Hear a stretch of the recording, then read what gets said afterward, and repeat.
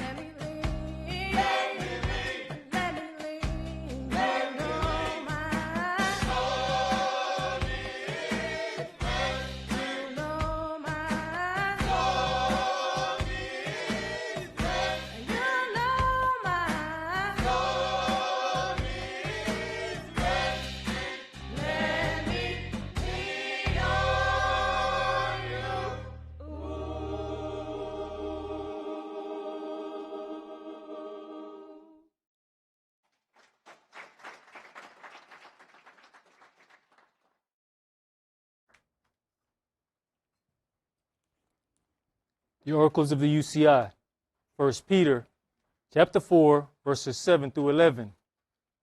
But the end of all things is at hand. Be you therefore sober and watch unto prayer. And above all things have fervent love among yourselves, for love shall cover the multitude of sins. Use hospitality one to another without grudging.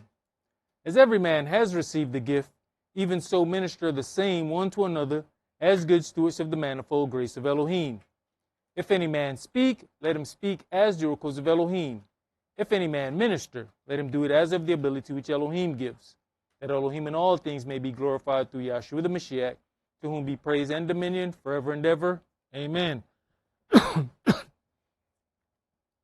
Ephesians chapter 4, verses 29 through chapter 5 and verse 4.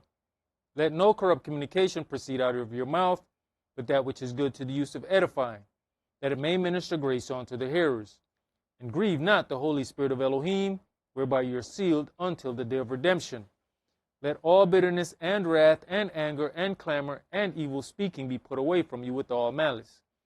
And be you kind one to another, tender-hearted, forgiving one another, even as Elohim for Yahshua's sake has forgiven you. Be you therefore followers of Elohim, as their children, and walk in love, as the Mashiach also have loved us, and has given himself for us an offering and sacrifice to Elohim for a sweet-smelling savor. But fornication, and all uncleanness, or covetousness, let it not be once named among you as become saints. Neither filthiness, nor foolish talking, nor jesting, which are not convenient, but rather giving of thanks. Ecclesiastes chapter 5, verses 1 and 2. Keep your foot when you go to the house of Elohim, and be more ready to hear than to give the sacrifice of fools, for they consider not that they do evil. Be not rash with your mouth, and let not your heart be hasty to utter anything before Elohim. For Elohim is in heaven, and you upon earth. Therefore, let your words be few. Exodus chapter 23, verses 20 and 21. Behold, I send an angel before you, to keep you in the way, and to bring you into the place which I have prepared. Beware of him, and obey his voice. Provoke him not, for he will not pardon your transgressions, for my name is in him. Revelations chapter 3, verses 20 through 22. Behold, I stand at the door and knock. If any man hear my voice and open the door, I will come into him and will sup with him, and he with me. Him that overcomes will I grant to sit with me in my throne, even as I have also overcame, and have sat down with my Father in his throne. He that has an ear, let him hear what the Spirit says unto the churches. All right, Shabbat Shalom. Shabbat Shalom. Which is peace on Yahweh's Holy Sabbath Day. Welcome to another holy convocation that Yahweh has enjoined unto us here in this body of Yahshua. Now, Genesis chapter 15 and verse 18 says, in the same day, Yahweh made a covenant with Abram, saying, unto your seed have I given this land, from the river of Egypt unto the great river, the river Euphrates. Now, oftentimes we will hear, and I've heard it just within the week multiple times by multiple individuals in different age groups explaining or saying the term biblical times. And what we don't realize is a certain amount of information was given unto us to make us believe that we are somehow out of biblical times. This one verse, Genesis chapter 15 and verse 18, in the same day Yahweh made a covenant with Abram, saying, unto your seed have I given this land.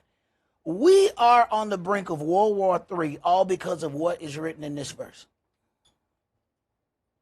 Will it take a draft and the loss of the men in our houses for us to realize that we are in biblical times? We oftentimes look at something and say, you know, that doesn't affect me, or either that's too old in the past, or it's too far in the future. It's nothing that I have to be worried about. Do you understand that they are putting forth their measures for draft, and it's going way past 18, 19-year-olds. They're going up to 35, 40. Well, they will draft you. If you don't understand what a draft is, this is where they come and get all the men and say, you are of war age. Now, here's a rifle.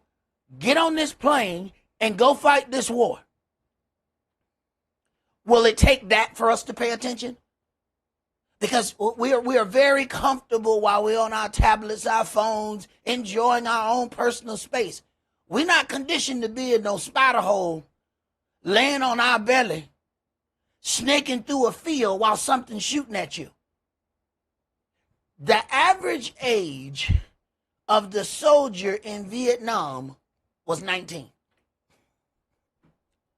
Paul Hardcastle made a song, and the name of the song, 19. That's all he kept saying in the whole song. No, 19. And eventually he says, in the meat of it, what 19 meant. And he starts saying the average age of the soldier in Vietnam, 19.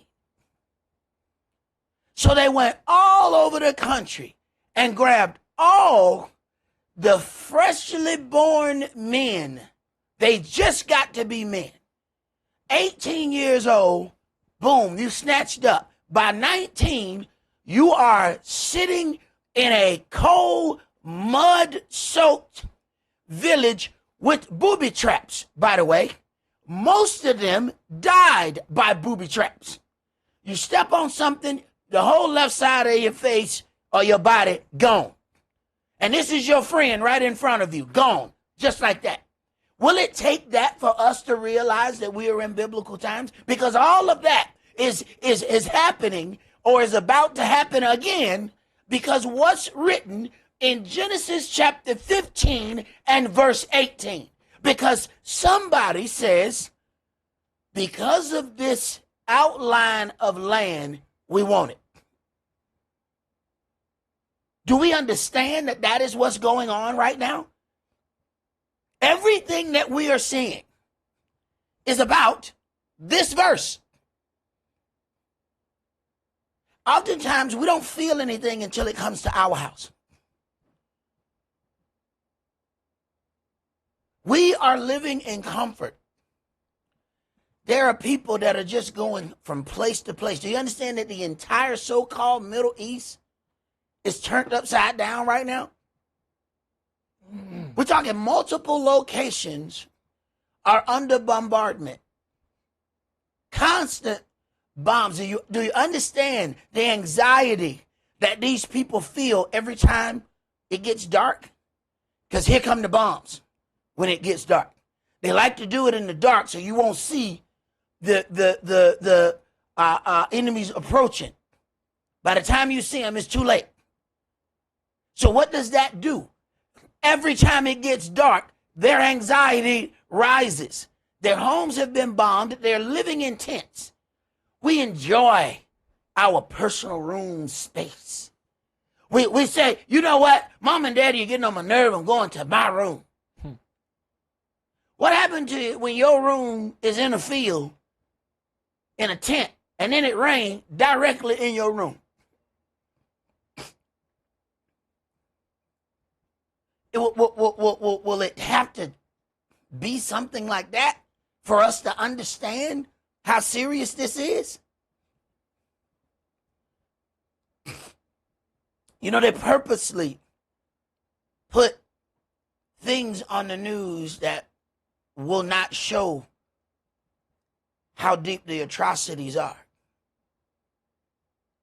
A lot of people are not aware that they have put a blackout on satellite images so we would not know what's actually going on over in the so-called Middle East. Whether or not we are winning or losing, we won't know, because the leader of this country issued a blackout on satellite images. Now, why would he do that? Says for safety reasons. But we're not allowed to see that. Now, in this Genesis chapter 15 and verse 18, the most important word is one of the smallest words in this. What we pay attention to is the land mass. I've given this land from the river of Egypt unto the great river, the river Euphrates. this gives this outline of land. So people are excited. This is what grabs their attention. That is not the most important line in this verse. The most important word is seed.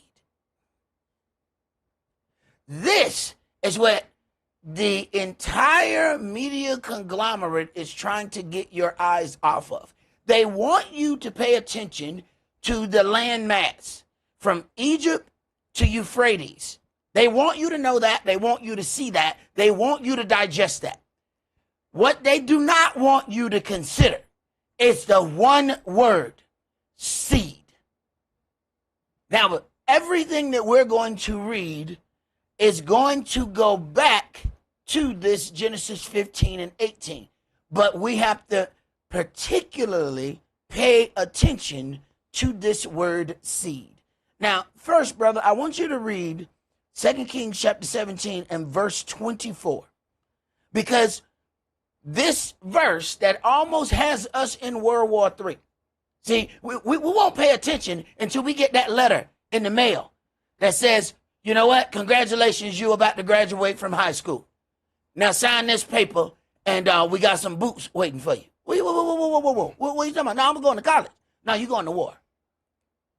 This is when we start paying attention. Go ahead, brother. And the king of Assyria brought men from Babylon, and from Cutha, and from Ava, and from Hamath, and from Sepharvaim, and placed them in the cities of Samaria instead of the children of Israel. And they possessed Samaria, and dwelt in the cities thereof. BC 730. Now, if we are going to look at this, if they brought these people from other places and placed them in Samaria, that means right off the rip, those individuals are not of the seed of Abraham. Okay, so right now we already then have a question. If we are going to examine the boundaries of the land, shouldn't we also examine who the seed of Abram is? Because one part says the land mass or what the inheritance is. The other part says who that is supposed to go to. So we are in fact reading a line in a wheel. This is what Yahweh is leaving unto the seed of Abraham. But to be able to make a contest or something upon that will, you have to be a seed. So if your father left some land to his children, and you say, you know, I got two brothers, me and my two brothers, we show up to get to hear about the land that my father left unto us. And then you look up at your cousin now. Hey, what's up, cousin? Hey, bro. Hey, good to see you. I ain't seen you in a minute. But hey, look him. This for my daddy, my daddy's boy. You understand? So you can wait outside. No, I want a piece of the land too. Now, what we gonna have is a piece of your raw hide. You understand what I'm talking about? You need to go exit. This ain't got nothing to do with you. So someone who is not a child of your father cannot just come and say, I want to be a part of your dad's inheritance. I want to be a part of that. No, we got a problem because this is what seed means. We are dealing with the offspring sons. Somebody that's not his son cannot show up and say, you know what? Yeah, I like that old truck your daddy used to drive. I want that. No, that gets divided amongst the sons. Let's go to Luke. Let's start today's sermon in Luke chapter 21. And this is called Understanding Biblical Times. We have to realize that we are smack dab in the middle of biblical times. We are about to get pushed. Oh, we already got pushed into a conflict that we didn't start. This country is supposed to be the most powerful country in the world, yet a country the size of New Jersey has forced us into a military conflict. And after they forced us in it, they themselves pulled out. I don't know how many of y'all went to school with a crap starter. I went to school with a few. And they would always start the fight. But you notice by the end of the fight, they were never near the fight. They was always the first one talking. They was the one who got everybody riled up. But when you look at the end of the fight, there's swole eyes, there's busted lips, there's bleeding noses. You know who all right? That one who started the fight. Because their job was to be an instigator. And what they have done is found a way to neutralize their opposition. So what they did was instigate a fight between two individuals that they, one, can't beat, two, have something against both of them. And they in turn let them destroy each other.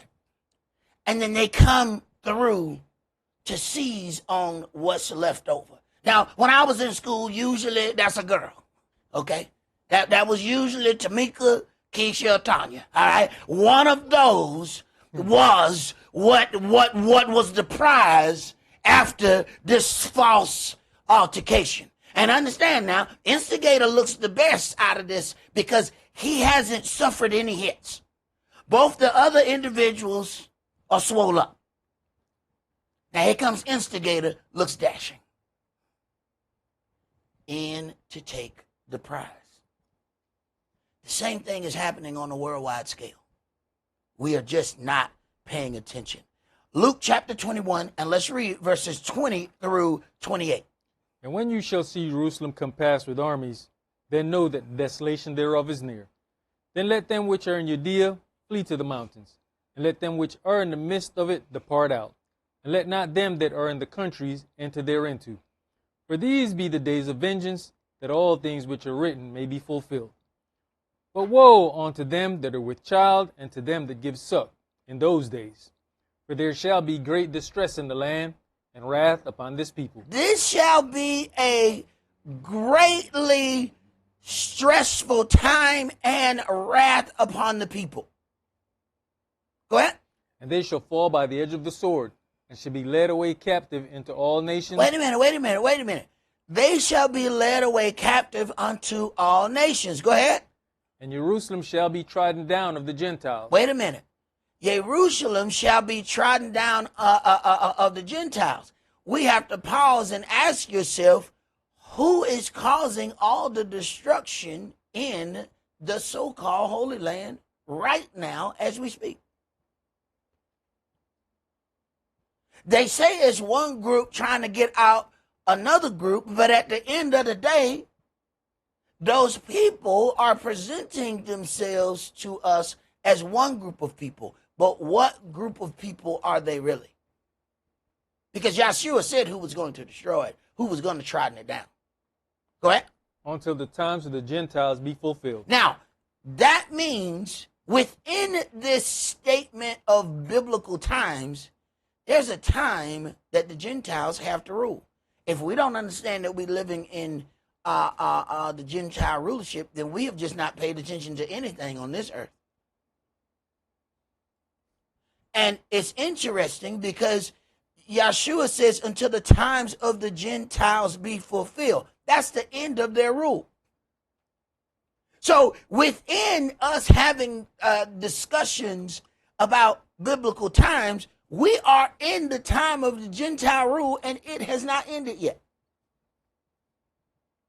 So we're still dealing with times inside of times. As it is written, they will think to change times and laws. But you know when things always get interesting. If we watch any kind of sports game you watch, they play, But when you get down to those last couple of minutes, oh, now things about to get interesting. Now people finna go ahead and put their body on the line. Now you finna see some miracle plays. Now you finna see some things. Why? They know they have but a short time. All right. As their time is coming to a close, you need to get ready to start seeing some spectacular things. Because they're finna pull out some plays that you ain't never seen before.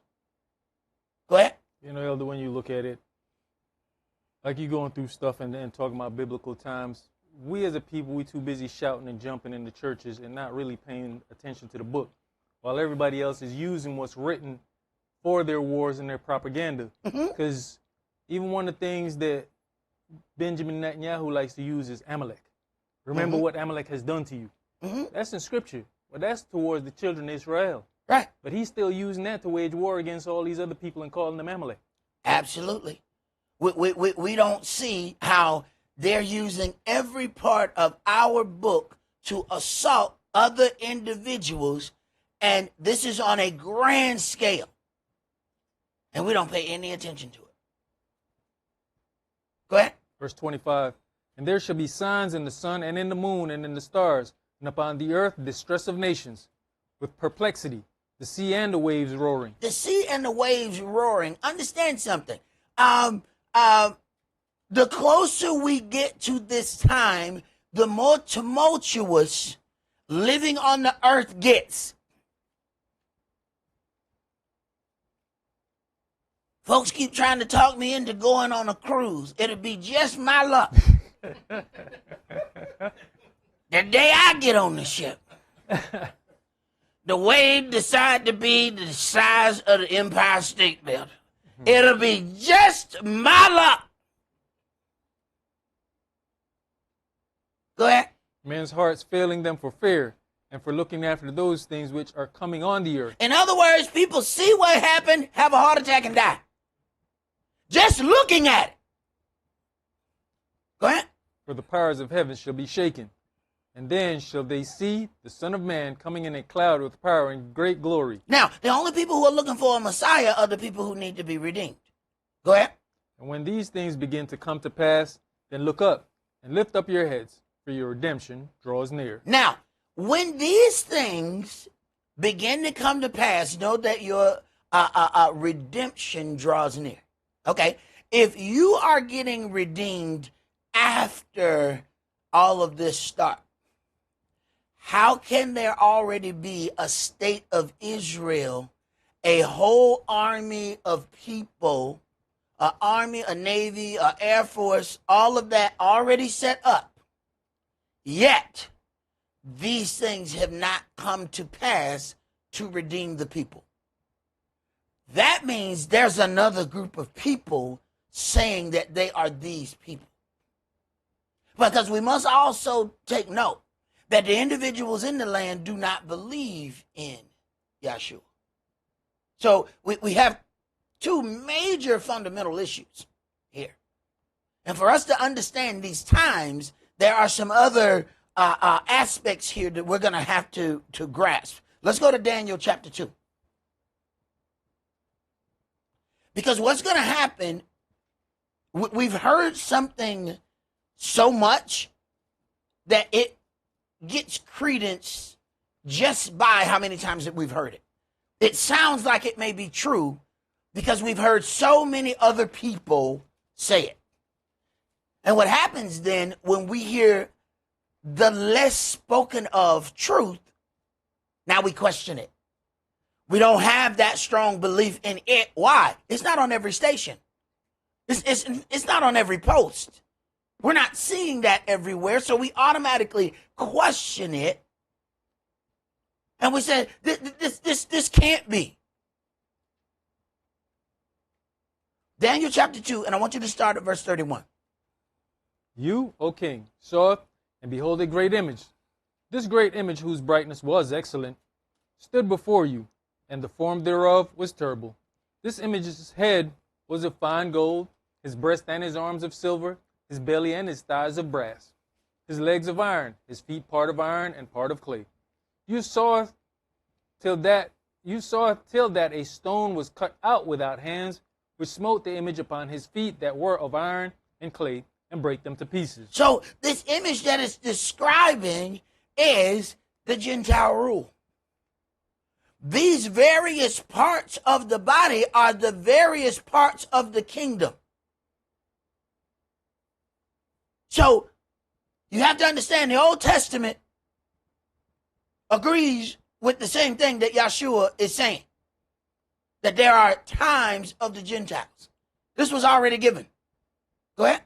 Then was the iron, the clay, the brass, the silver, and the gold broken to pieces together, and became like the shaft of the summer threshing floors. And the wind carried them away, that no place was found for them.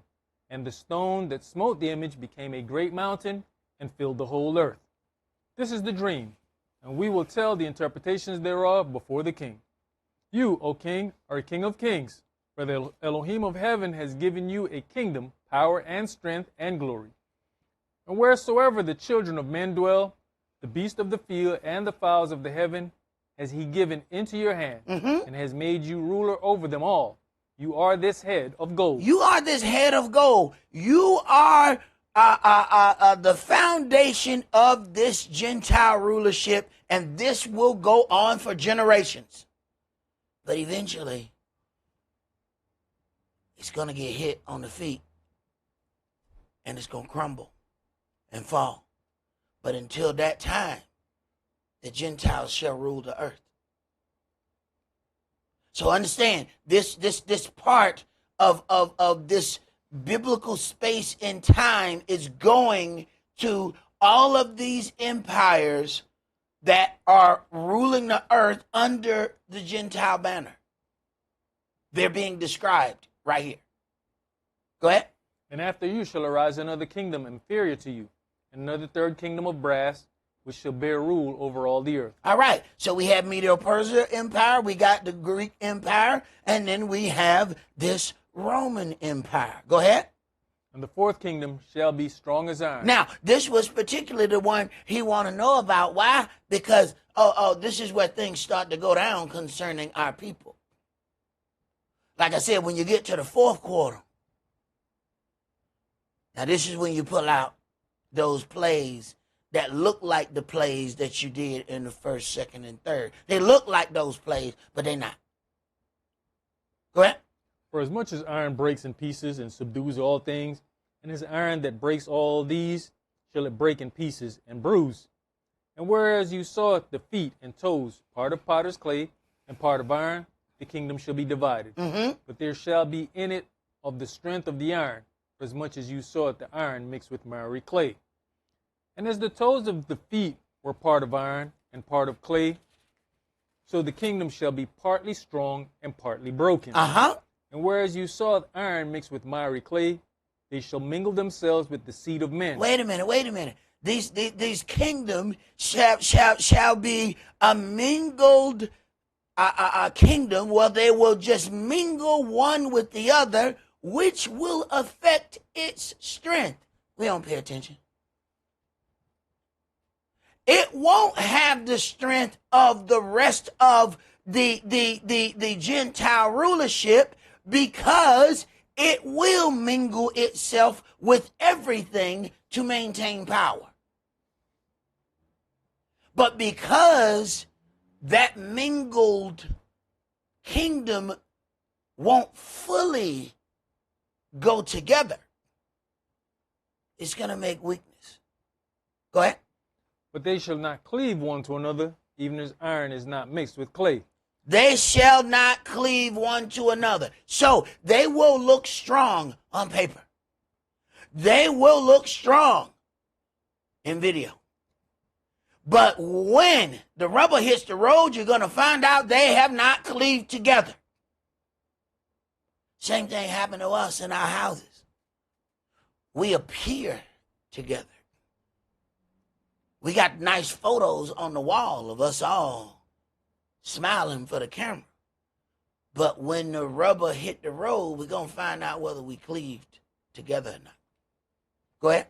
And in the days of these kings shall the Elohim of heaven set up a kingdom which shall never be destroyed, And the kingdom shall not be left to other people, but it shall break in pieces and consume all these kingdoms, and it shall stand forever. For as much as you saw that the stone was cut out of the mountain without hands, and it brake in pieces the iron, the brass, the clay, the silver, and the gold, the great Elohim has made known to the king what shall come to pass hereafter. And the dream is certain, and the interpretation thereof sure. Right. So then it is a clear ending of the Gentile rule. So what happens? The Gentiles are trying to turn themselves into Jews so they can rule once their rulership ends. Once this kingdom is hit on the feet, it breaks and the entire image comes down. But one thing you're going to find out about when people have power, they don't want to give it up. So as this comes to an end, they have already devised a scheme to transform themselves into the next entity who is set to rule. This is why everybody on the earth wants to be a Jew, except you. Let's go to Isaiah chapter 5. See, because we're not paying attention to the time, they start transforming themselves because they knew our time is running out. See, they know the times. See, we'll just say a broad statement about the times. No. They know by the kingdoms that have come upon the earth, they know that they have but a short time. So they have to pull out the trick plays, and now they have to transform themselves into another group of people so that they can rule through their new identity. Isaiah chapter 5, and let's start with verses 1 through 7. Now will I sing to my beloved a song of my beloved touching his vineyard. My beloved had a vineyard in a very fruitful hill, and he fenced it and gathered out the stones thereof, and planted it with the choicest vine, and built a tower in the midst of it, and also made a winepress therein. And he looked that it should bring forth grapes, and it brought forth wild grapes. Right, and in case you're not understanding, our forefathers was the wild grapes that it brought forth. Go ahead. And now, O inhabitants of Jerusalem and men of Yehuda, judge, I pray you, between me and my vineyard. What could have been done more to my vineyard that I have not done in it? Wherefore, when I looked that it should bring forth grapes, brought it forth wild grapes. Right. Now, should Yahweh just continue to keep taking care of these wild grapes? Should he just look aside and forget all of the things that he has declared for it to do and just say, okay, it is my vineyard, so I must take care of it? Even if the grapes have decided that it's going to be wild grapes? Go ahead. And now go to, I will tell you what I will do with my vineyard. I'll take away the hedge thereof, and it shall be eaten up, and break down the wall thereof, and it shall be trodden down. Okay, so to answer that question, Yahweh says, no, I will not keep taking care of my vineyard just because it is my vineyard. It has turned wild, and I am going to remove my resources from my vineyard, even though I love my vineyard. I will not continue to take care of a vineyard of wild grapes. Jump to verse 13.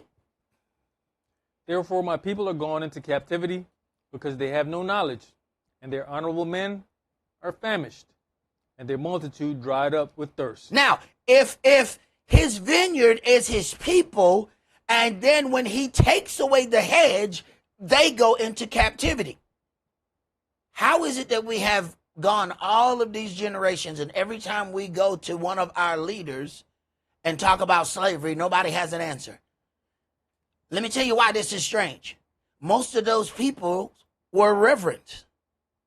We got Dr. Martin Luther King. We got Reverend Jesse Jackson. We got the little pimp one with the perm, with Sharpton. All right, we got all these people. How is it that none of these people have given us an understanding for slavery, yet they were all preachers?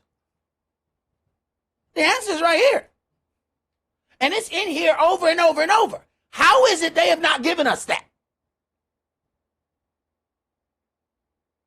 Go ahead. You know, Elder, I just want to jump back to verse 7 just so we get an understanding. For the vineyard of Yahweh of hosts is the house of Israel, and the men of Yehuda his pleasant plant. And he looked for judgment, but behold oppression, for righteousness, but behold a cry.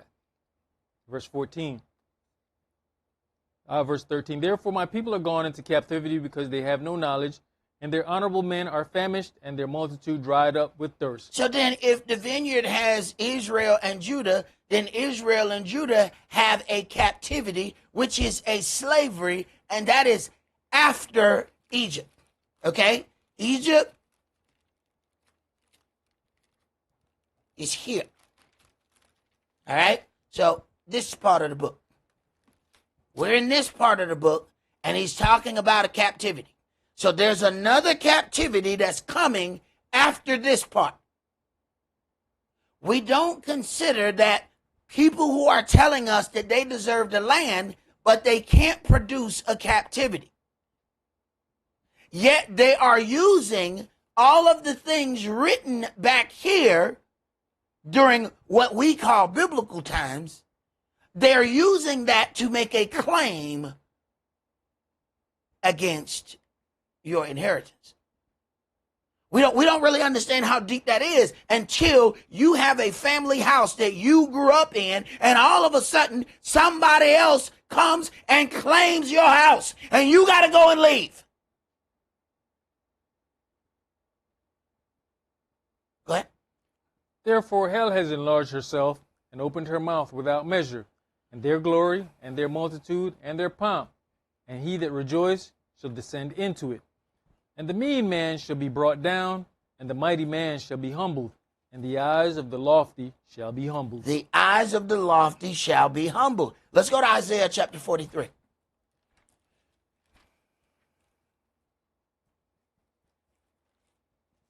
See, this is another one of those tricks where we were told, stop discussing slavery. That's here they go playing the race card and the slavery. Yet, when you look at other people, they constantly remind you with videos, with posts, with commercials.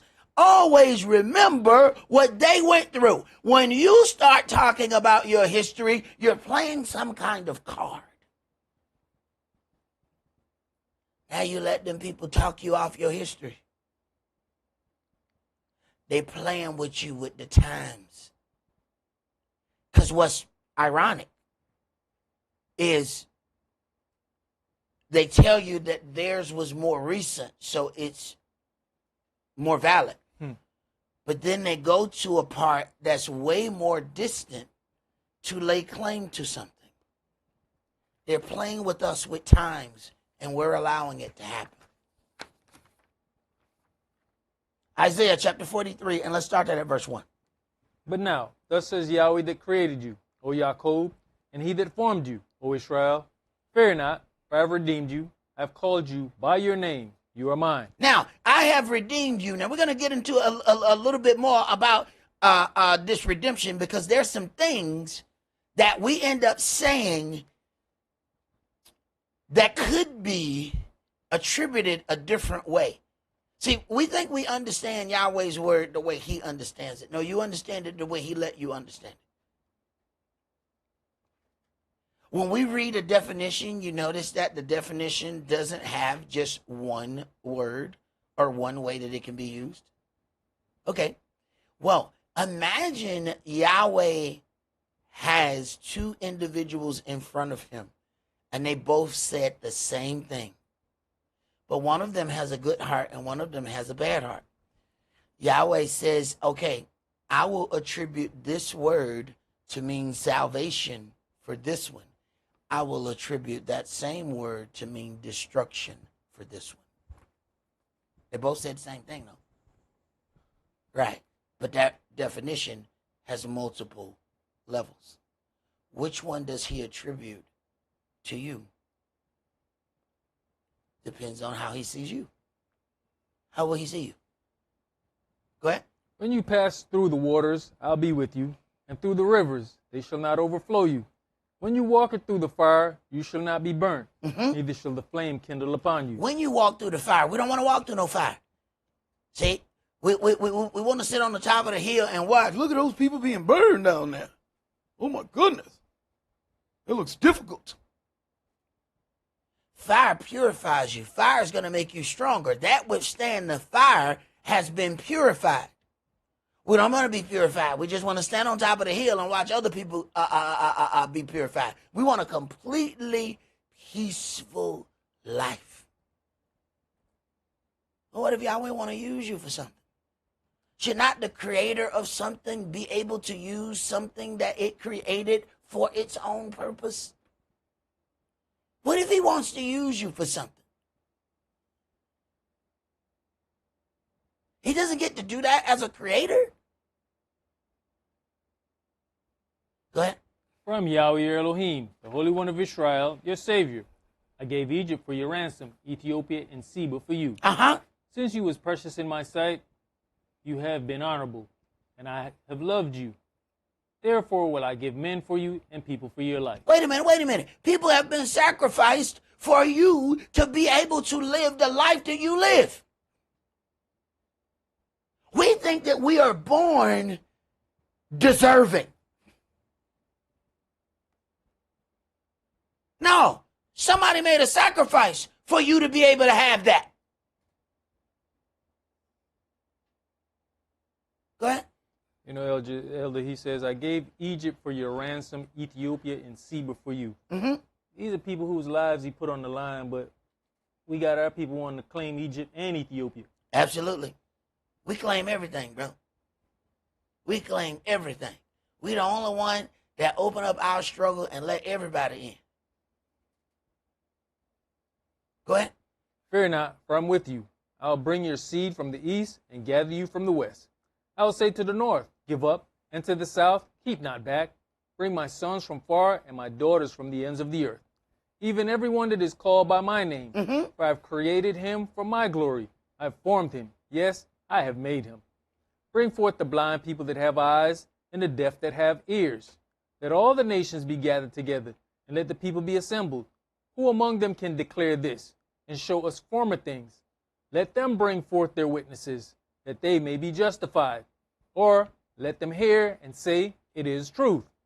You are my witnesses, says Yahweh, and my servant whom I have chosen, that you may know and believe me, and understand that I am he.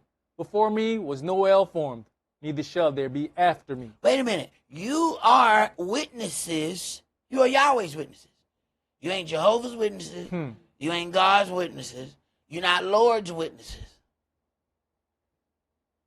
You're Yahweh's witnesses. Go ahead. I, even I, am Yahweh, and beside me there is no Savior. I have declared and have saved, and I have showed when there was no strange God among you. Therefore you are my witnesses, says Yahweh, that I am El. Right, because only Israel stood at that mount. Only Israel watched the moving of the cloud and the fire. Only Israel heard those thunders, those lightnings, and the loud sound of the trumpet. That was Israel. That is where Israel witnessed. Everybody always talking about they got a testimony. Well, what did you see? You ain't seen nothing. You ain't got no testimony.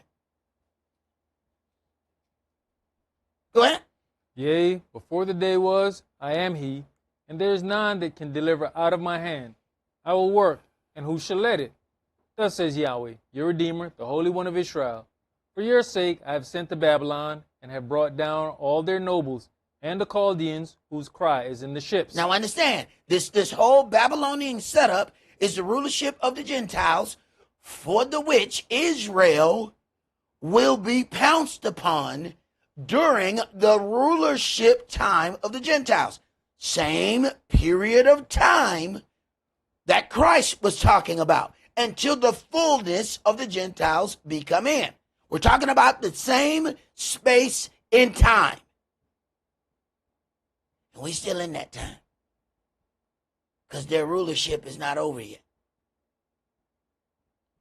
If you're not sure, go look at the United Nations and see how many other people of color you see there. And see where they chair at when you do see them. See where they at. Go ahead. You know, it says, and the Chaldeans whose cries in the ships. What's all this turmoil about right now? Uh-huh. A strait where ships can't get through. Right. Produce not moving. Mm-hmm. Fertilizer ain't moving. Oil is not moving. But if you are trying to create a complete change in the economy, imagine how easy you can do it if you put forth a conflict and shut down all commerce. So while we're looking at one thing, there's several other things going on. Go ahead.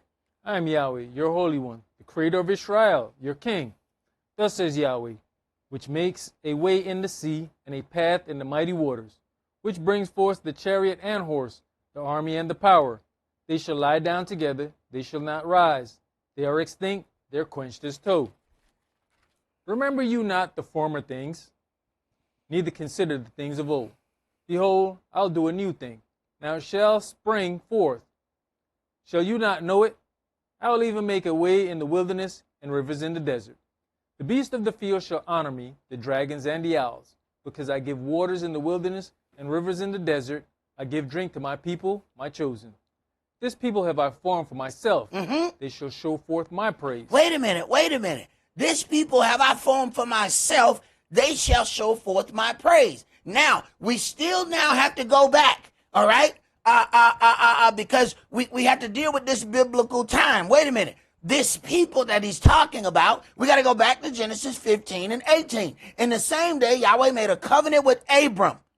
He hadn't even called him Abraham yet. Saying, unto your seed have I given this land from the river of Egypt unto the great river, the river Euphrates. Wait a minute. This people have I formed for myself. This is the same group of people. So now these words are now being used to put forth a war because they are on their way to try to claim this landmass that was mentioned in what we would call our biblical times. This is in the beginning of this is the first book. And we're this close to a worldwide conflict because of a line in the first book. Let's go to Isaiah chapter 44, and I want you to read verses 1 through 8. Yet now, hear, O Jacob my servant, and Israel whom I've chosen. Thus says Yahweh that made you, and formed you from the womb, which will help you. Fear not, O Jacob my servant, and you, Yeshurun, whom I have chosen.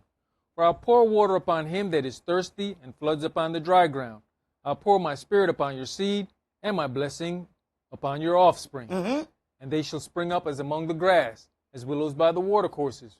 One shall say, I am Yahweh's. And another shall call himself by the name of Jacob.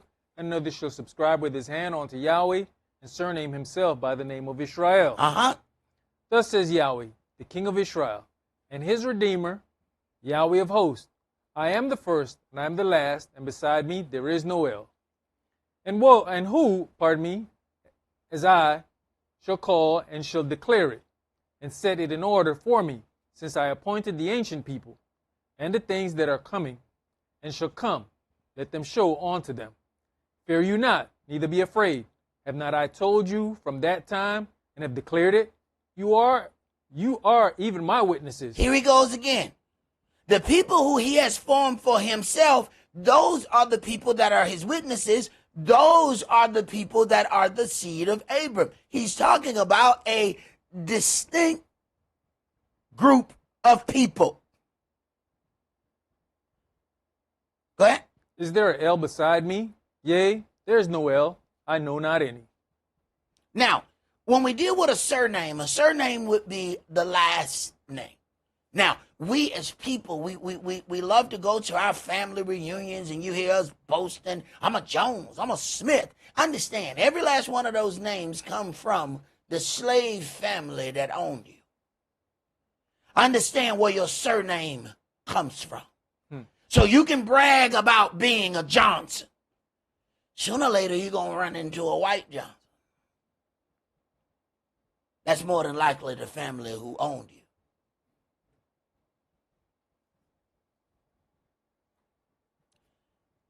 There's a reason why the children of Israel will have to surname themselves. When our people got here, we were forced to change our names.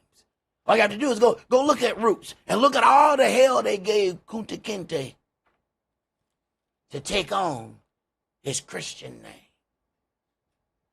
Why? Because that name would denote who rules over him. If he kept the ethnic name, then he was identified as something different than their property. See, we don't understand the power that is in a name. So this surname, let's go to Deuteronomy chapter 32. Because I want to read some things about some actual names here. But before we go there, I want to read something else. Deuteronomy chapter 32. And I want you to read verses 19 through 26. And when Yahweh saw it, he abhorred them because of the provoking of his sons and of his daughters. And he said, I hide my face from them. I will see what their end shall be. For they are a very froward generation, children in whom is no faith. They have moved me to jealousy with that which is no L. All right, they have moved me to jealousy with that is no L. Keep going. They have provoked me to anger with their vanities. And I'll move them to jealousy with those which are not a people. Stop. Yahweh is going to deal with you how you dealt with him. So since you moved him to jealousy with that which is not a God, he's going to move you to jealousy with that's not a real people. Oh, my God. Okay. Go ahead. I will provoke them to anger with a foolish nation. For a fire is kindled in mine anger, and shall burn unto the lowest hell, and shall consume the earth with her increase, and set on fire the foundations of the mountains. I will heap mischiefs upon them. I will spend mine arrows upon them. They shall be burnt with hunger, and devoured with burning heat, and with bitter destruction. I will also send the teeth of beasts upon them, with the poison of serpents of the dust. The sword without and the terror within shall destroy both the young man and the virgin, the suckling also with the man of gray hairs. I said, I scattered them into the corners. Now listen. I said I would scatter them into the corners. What? I would make the remembrance of them to cease from among men. Wait a minute. I will make the remembrance of them to cease before men. So they're going to do such an erasure job of you, you won't even know who you are as a people. Interesting. Makes it easier for somebody else to proclaim to be you. Makes it easier for you to be moved to jealousy with a foolish nation. So now I want you to go to the next graphic. And when you get to certain words, make sure you say you wish, all right? Because we don't want to get flagged here, all right? All right, go ahead. Why have so many prominent Israeli leaders changed their names?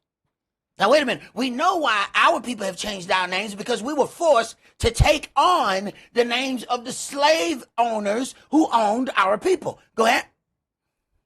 Benjamin Netanyahu's family originally had the surname, Milakowski. Milakowski. All right, surname is last name.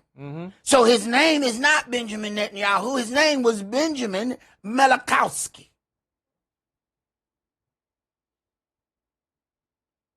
But you know, when you're getting ready to proclaim something to be yours, it makes it more believable if the name sounds like it came out the book. If you're going to claim a landmass that came out the book. All right, go ahead.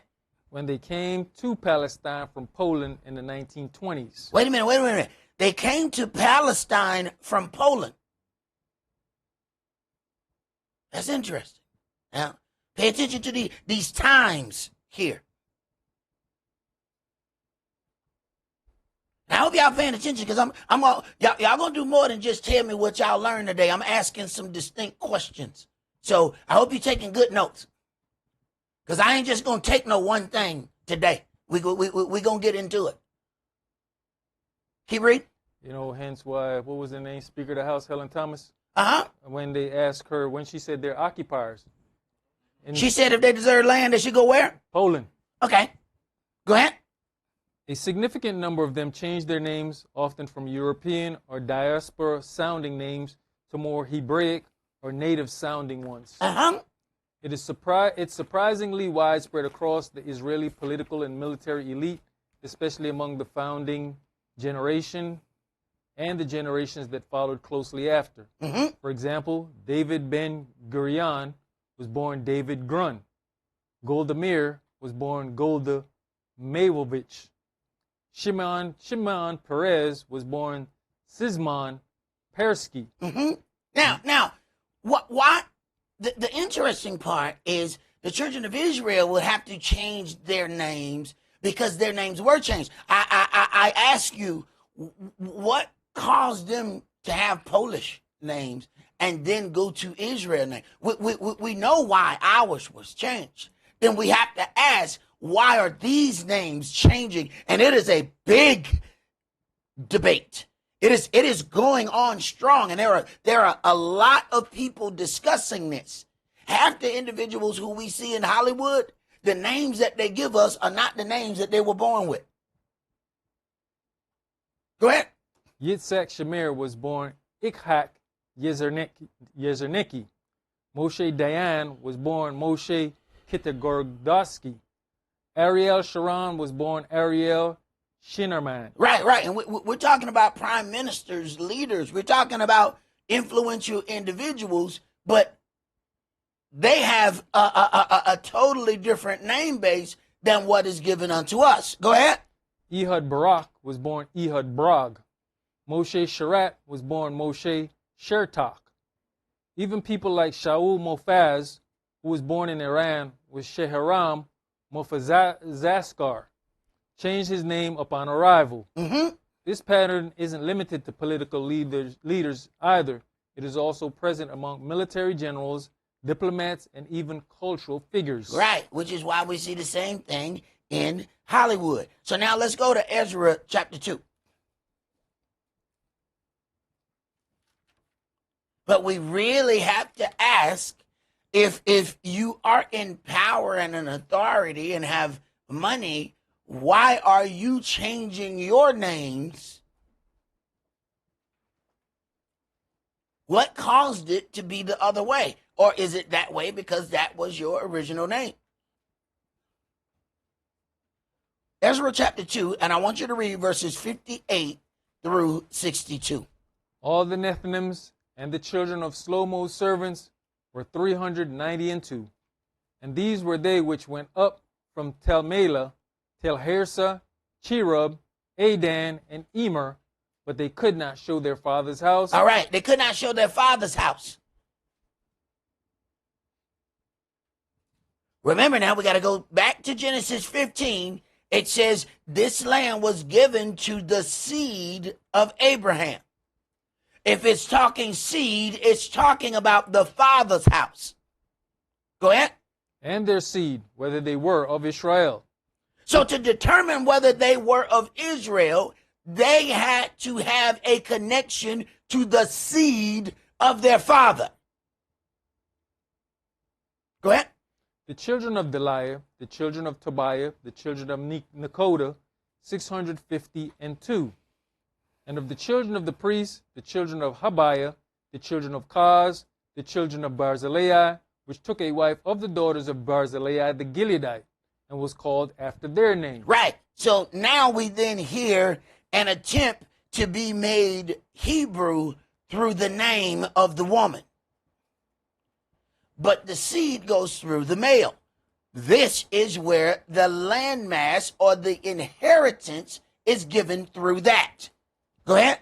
These sought their register among those that were reckoned by genealogy, but they were not found. Therefore were they, as polluted, put out from the priesthood. Right. So if you seek register, reckon among genealogy, then that's going to go through your father. Okay? We got that. So then there is no such thing as being Jewish through your mother. Now, let's go to the next graphic, because this is a big debate now that has come outside of our arena. It is happening in major arenas. So let's hear what some of the major individuals are saying concerning this. Go ahead. During a Tucker Carlson's interview with Mike Huckabee, the U.S. ambassador to Israel. Okay, Mike Huckabee is the ambassador to Israel. He would be the older fella in that. Go ahead. Both men made considerable waves with their takes on history and theology. Huckabee sparked a diplomatic row by citing the Bible to argue that Israel had a divine right to claim all of the Middle East. Stop. So, as we have the discussion about biblical times, you now have ambassadors and major people in the media discussing whether this group of people, listen, I want you to go back. Right to claim all of the Middle East. Wait a minute. Now we're even outside of the boundary. We have now taken something the size of New Jersey. We have now spread it out. And now we want to spread it out everywhere and give all the control of the entire Middle East to a group of people who laid their claim according to Genesis chapter 15 and verse 18. Go ahead. Even though he didn't back doing so politically. But Carlson's own interpretation of Israeli sovereignty was also notable, as far-right pundit insisted that Israelis should undergo genetic testing to determine if they have a rightful claim to the land. Now, understand now, this is given from the perspective of some individuals who don't believe Tucker Carlson. All right? So that's what we're reading. So you're going to hear two different views being mentioned, but you're going to see how it kind of goes in the side that it wants to deal with. Go ahead. Why don't we do genetic testings on everybody in the land and find out who Abram's descendants are? Carlson asked Huckabee at one point. Now, this interviewer is asking this ambassador, if you saying that they have all the right to it, let's do genetic testing. Let's see if they are the people to whom that land belongs to. Keep reading. Using the name Abraham used before he made a covenant with Elohim to become the first Yehudim. All right. Now, what name was that? Abram. That's what's in Genesis 15. All right. Now, these people discussing your heritage.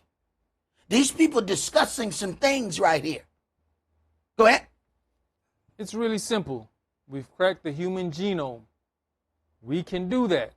Why don't we do that? All right. So he asked the question, why don't we do that? All right. So we need to go into something. Go to the next graphic, and this says how DNA works. Now, DNA from a child's father can remain in a mother's body for 7 years, and often much longer, due to a phenomenon called fetal microchimerism. During pregnancy, cells from the fetus, which contain paternal DNA, transfer into the mother's bloodstream and tissues, where they can persist for decades or a lifetime. Now, see, we on some different kind of thought process because we don't think like that. All right. Key facts about fetal microchimerism. The duration. Studies have found male fetal cells in a mother's blood and tissues as long as 27 years after giving birth to a son. In some cases, it's lifelong.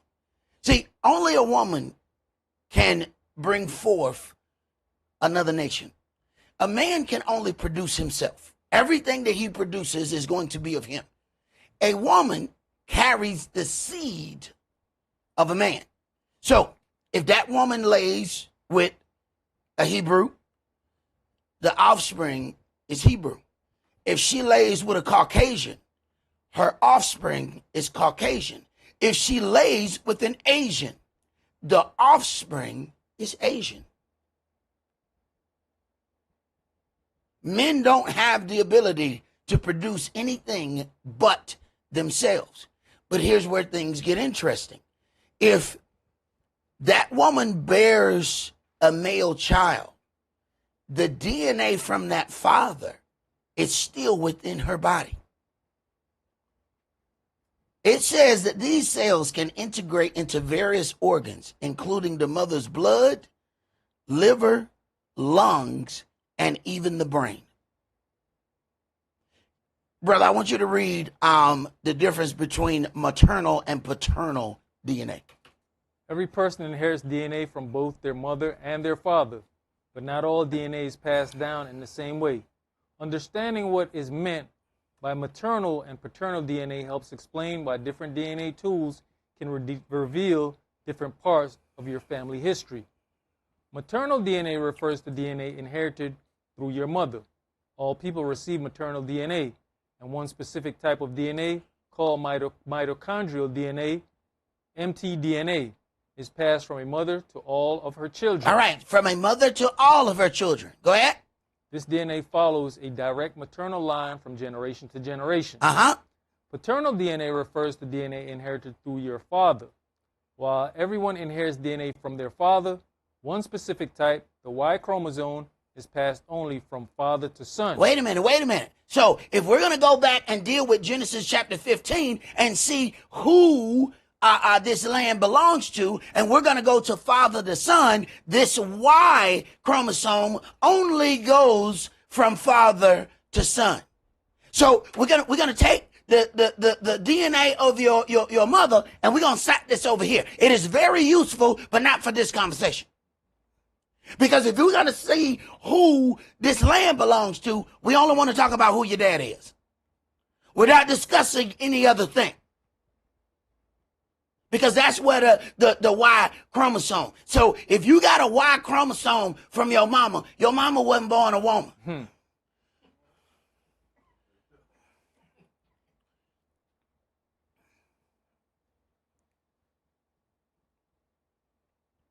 She told you her name was Charlene, but it might be Charles. Go ahead, bro. This makes it possible to follow a direct paternal line through male descendants. All right. Now, you have to consider how powerful that is. All right. Go to the next graphic, brother. I want you to read Leviticus 19:19. You shall keep my statutes. You shall not let your cattle gender with a diverse kind. You shall not sow your field with mingled seed. Neither shall a garment mingled of linen and woolen come upon you. Now, go to the next graphic, and I want you to read Jeremiah 3 and verse 1. They say, if a man put away his wife, and she go from him, and become another man's, shall he return unto her again? Shall not that land be greatly polluted? But you have played the harlot with many lovers, yet return again to me. Now, says Yah. Consider this. If a woman bears or bring forth a son, and the DNA from that father is there, then let's say she brings forth another son from another man. That DNA of that man is there and may be there for a lifetime. Now, you have multiple DNAs from different individuals going into your organs, your kidney, your liver. Now, half of the time, we end up having problems and arguments, and it may very well be that we arguing with the DNA of some other individual. See, when Yahweh said, shall not that land be greatly polluted? That has already brought forth seed. That means a seed was grown from that. Totally different than just somebody being there. No. It produced a seed, meaning it internally. internally wired together to make something. well, then the DNA is still there. So you could have multiple DNA in one incubator. Okay? And we say things all the time. You smell like where you been. When you see these kids outside, you be like, you know what, you smell like outside. All right. You been outside, you smell like outside. Well, if you've been in Charles' basement, you're going to smell like Charles' basement. Here's the problem. All that DNA is still mixing. Okay? What we do is we're going to go get Bath and Body Works so we can mask the scent. It didn't take away that DNA, though. That DNA's still in there. You find a lot of women say, you know what, I ain't going to deal with that dude. He got a baby mama. Well, they didn't want because of the drama. But wait a minute. There's something deeper than that. His DNA is tied to that woman. That's a different connection that we can't explain, and we don't know what's going on. Your DNA over there. And we can't figure out why we can't fully break free. What keeps happening? Your DNA keep calling you.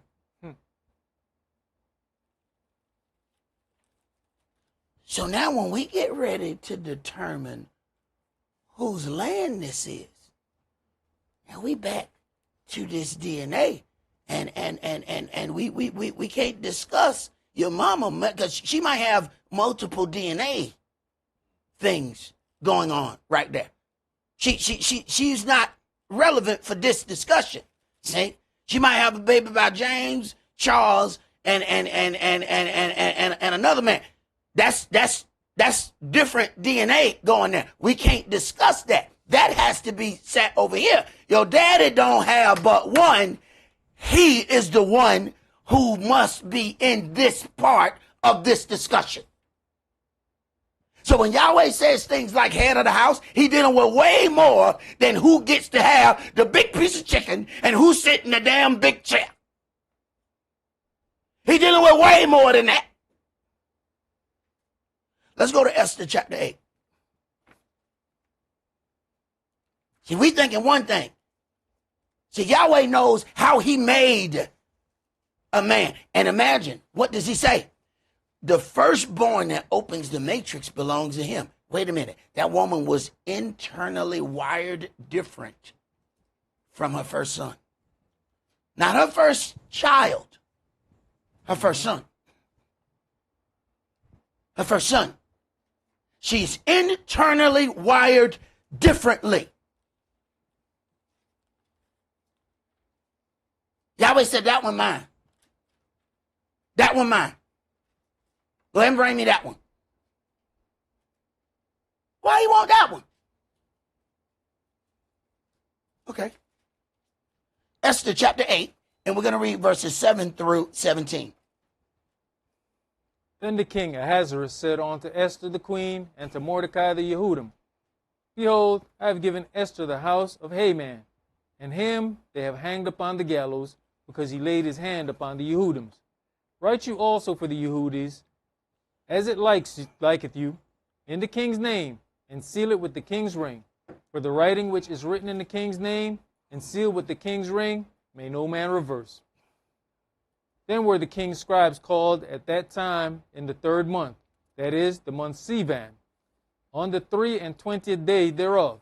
And it was written according to all that Mordecai commanded unto the Yehudims, and to the lieutenants, and to the deputies and rulers of the provinces which are from India unto Ethiopia, 127 provinces, unto every province according to the writing thereof, and unto every people after their language, and to the Yehudims according to their writing, and according to their language. And he wrote in the king Ahasuerus' name, and sealed it with the king's ring, and sent letters by post on horseback, and riders on mules, camels, and young dromedaries, wherein the king granted the Yehudims which were in every city to gather themselves together, and to stand for their life, to destroy, to slay, and to cause to perish all the power of the people and province that would assault them, both little ones and women, and to take the spoil of them for a prey.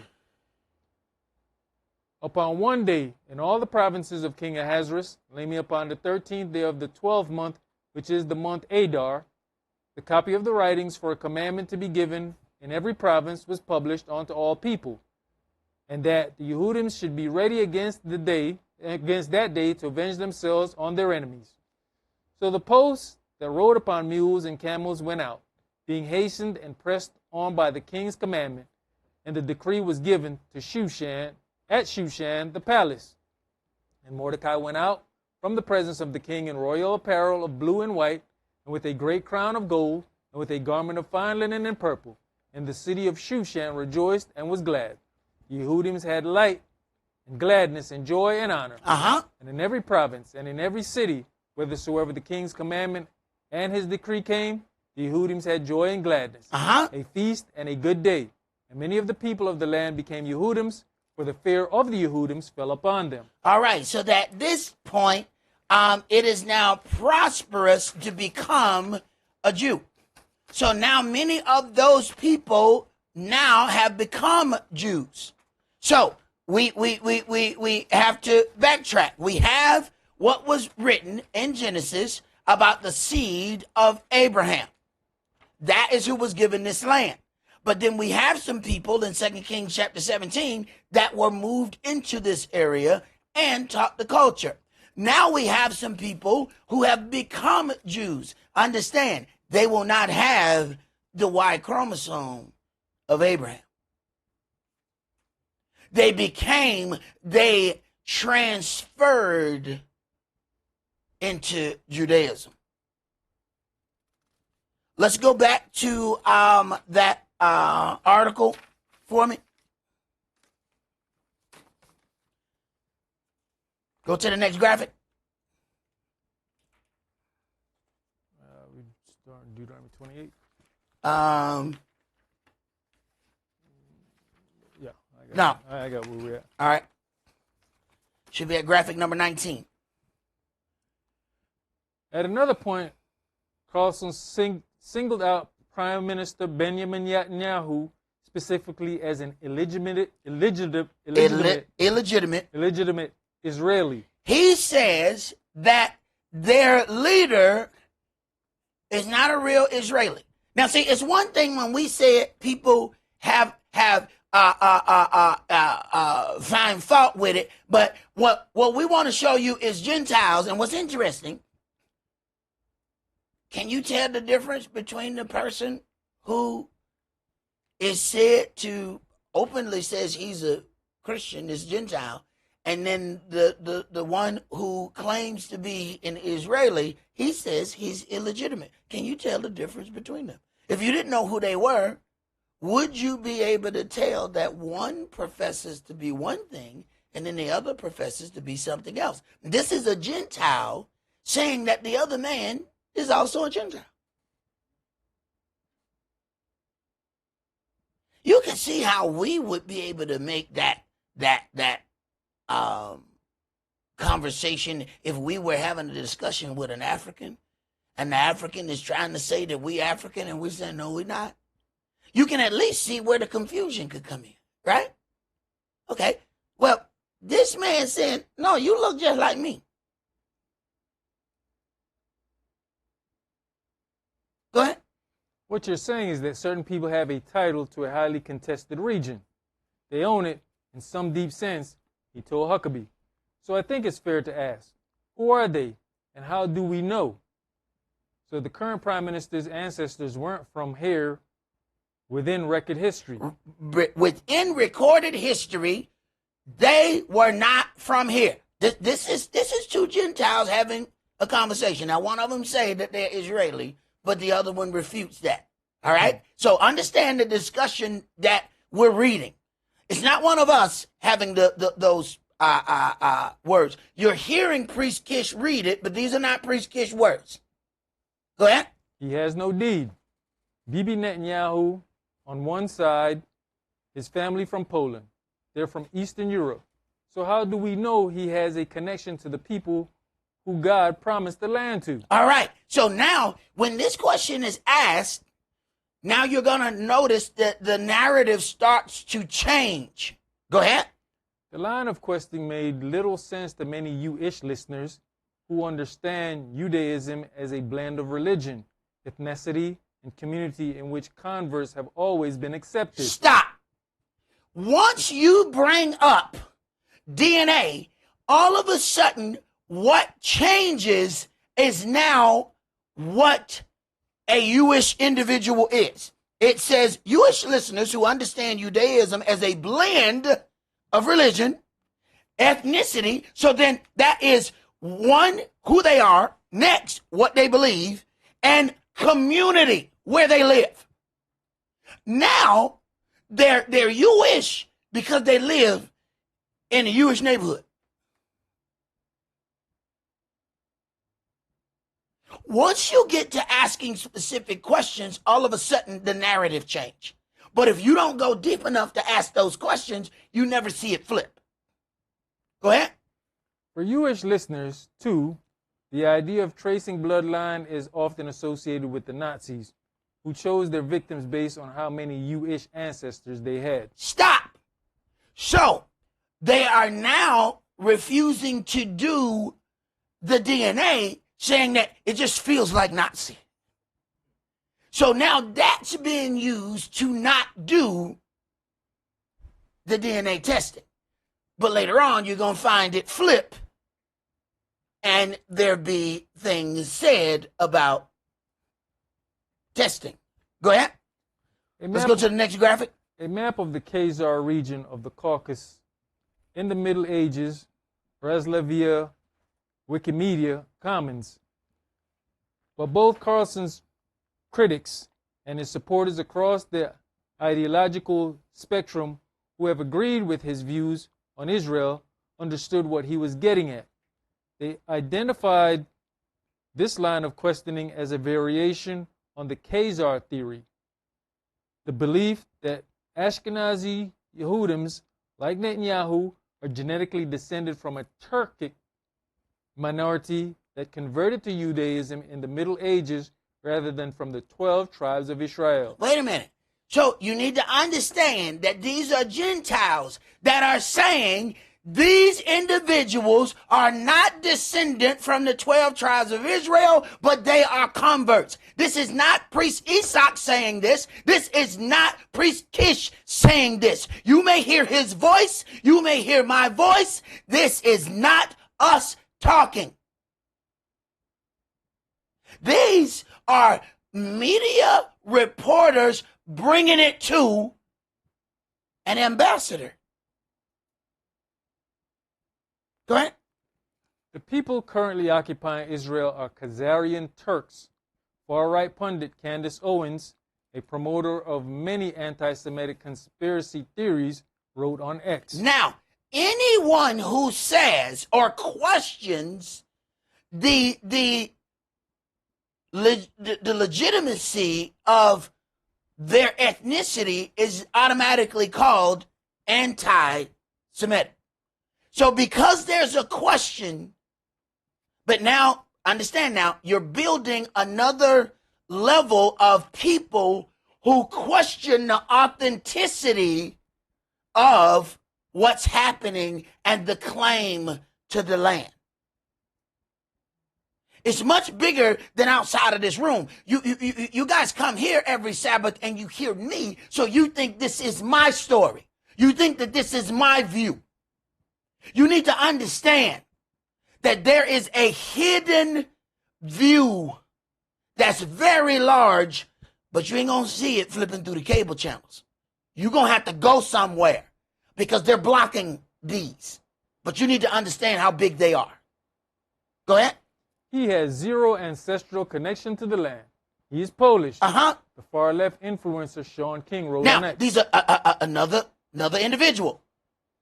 These are other people saying there's no connection to that land. Go ahead. About Netanyahu in praise of Carlson's interview. His real last name is Milikowski. Now, you're finding that more and more people are throwing out who this individual is. Go ahead. The theories as to why the Khazars, who were a real people, would have converted en masse to Judaism have varied according to the teller.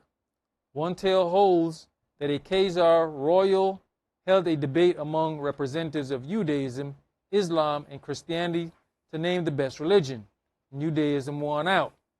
But no matter how it happened, the theory goes, Yehudims who trace their genetics to Eastern Europe should not be considered rightful heirs of Israel and should instead claim the Caucasus as their ancestral home. Do understand that these claims are being made by other Gentiles and other people in very high up places. We are reading an article. We didn't write these words. Now let's go to Deuteronomy chapter 28, and I want you to read verse 64. And Yahweh shall scatter you among all people, from the one end of the earth even unto the other, and there you shall serve other gods, which neither you nor your fathers have known, even wood and stone. So the children who are the descendants of Abraham won't originally practice Judaism. They would be forced to learn a new language. They would be forced to learn a new God. And coincidentally, it is the language that has been used as a stable part of deciding who is Jewish or not. And I noticed that I would run into a lot of these, Hebrew brothers, and they would keep pushing the language. Now it makes sense. They push the language. If you go back to the definition of what a Yehudim was, it said religion, ethnicity, and community. What was involved in community? The language. So they spoke Yiddish. They revived this part of Hebrew so that they can have a language to then base their claim on. See, we have to understand, there's a whole video that I want you guys to watch later on where this lady is breaking this down. How the language was used to fully set up this claim. Go ahead, brother. Elder, I was the eSword on the computer. Mm-hmm. I was going through a definition on eSword a couple days back. And the definition off to the side, it'll say it's either Hebrew or Greek. Uh-huh. It said Aramaic. And I was like, what? And a couple of them I went and said Aramaic. And I tried to go back and find it, it was gone. Yeah, it's interesting how that works, huh? I was looking at this article. I had this article up. The article completely disappeared and my computer shut down. I had to open up this article on another computer. Somebody had decided, don't let him read it. Not him. We didn't even know it was him. Shut it down. Right. Go ahead. Prime Minister Benjamin Netanyahu speaks at the Shoal of Bal Harbor, Florida, on December 31st, 2025. Laser Berman, the Times of Israel. Mm-hmm. The Khazar theory has a long history, but was largely discredited with the advent of DNA analysis. Stop. Now, DNA can't be used to prove who they are as far as Abraham. Yet, now there's a claim that DNA was used to say that they are not Khazars. Well, wait a minute. Can we use the same DNA to figure out if you're a descendant of Abraham?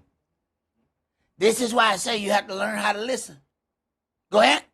Yet it has grown in prominence among anti-Semitic circles since the bloody October 7, 2023. Now, you have to learn how to figure out which position a person is writing from. Okay, the Khazar theory has a long history, but was largely discredited with the advent of DNA analysis, they claim. Yet it has grown in prominence among anti-Semitic circles. Okay, so anyone who even thinks about this is anti-Semitic, so now you understand what angle they're coming from.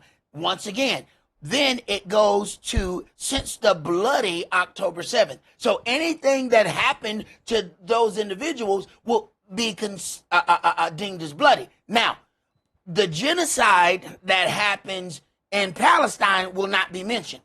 and it will not be called genocide if it's them talking. This is how you know who's talking. All right? You're going to hear key words. Go ahead. Hamas onslaught on Israel and ensuing Gaza war, according to research by the Anti-Defamation League. Anti-Semites suggest that if Yehudims are descended from people not native to Israel, i.e. Khazars, then they have no legitimate claim to the land. The ADL's description of the theory's popularity notes, in addition, because Nazis sought to expel Yehudims and others from their homes in Europe in order to obtain Leben Saram, living space, for Aryan people, anti-Semites have argued that Yehudims are doing the same thing because they have no historic claim to the land of Israel. The ADL also notes that, setting aside the validity of the theory, most Israeli Yehudims are not Ashkenazi, but rather trace their roots to North Africa. Stop. Now, I once had a conversation with an individual, said Israel was in North Africa. They said, no, it's in Asia. Now, when the discussion comes up for the legitimacy of who's in the land, all of a sudden, Israel becomes North Africa again. Wow, amazing. The same place has changed its location without moving at all. Once it gets to the discussion as to who the seeds of Abraham are, all of a sudden, it's North Africa again. Wow. Go ahead. Trace their roots to North Africa and elsewhere in the Middle East.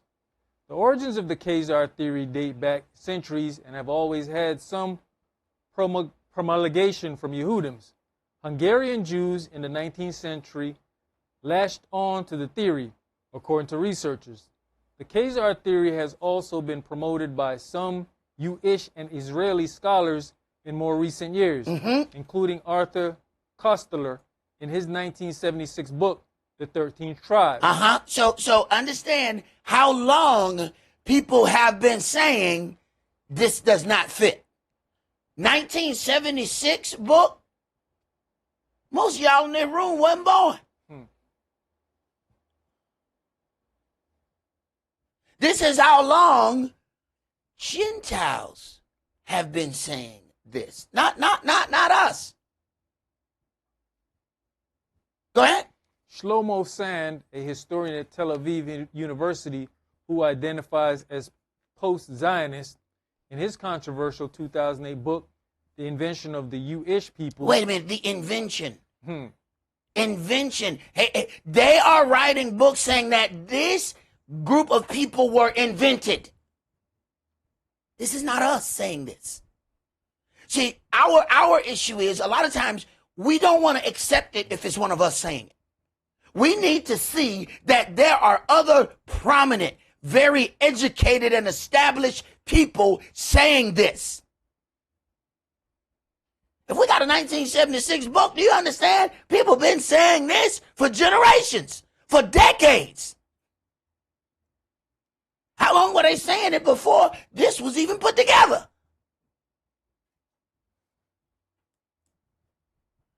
But they got us trapped in this little space and time that we don't want to open up. Because we say, that's that group of time. It has nothing to do with now. Go ahead. And Israeli geneticist Iran El-Haq. This has further boosted the theory's seeming validity among proponents.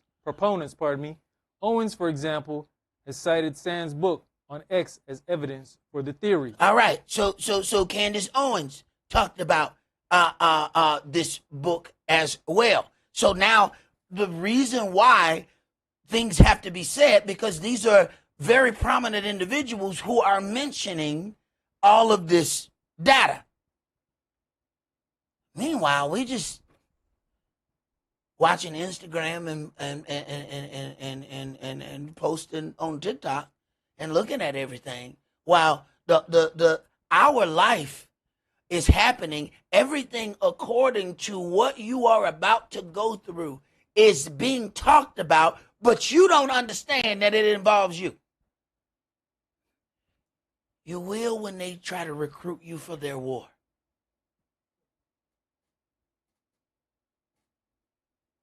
Because they're not going to fight in the war. They're going to recruit your sons and daughters to fight. Go ahead. But such studies are largely refuted by established historical scholarship. This claim, pardon my chutzpah, is nonsense. Shaul Stamfer, an emeritus history professor at Hebrew University of Jerusalem, has said about the Khazar theory in college lectures. All right. So then there is a situation, of course, where they are refuting this part of them being Khazars. Go to the next graphic for me. Jewish worshippers attend the priestly blessing ceremony at Jerusalem's Western Wall during the Jewish holiday of Sukkot on October 9th, 2025. Chaim Goldberg, Flash 90. In Stamford's own research into the Khazars, he said that while there were a few Yehudims among the Khazars, he has found no genetic links between the ancient Central Asian tribe and modern Ashkenazi Yehudims, whose own genetics have been thoroughly studied owing to a preponderance of genetic diseases in the population. Pause.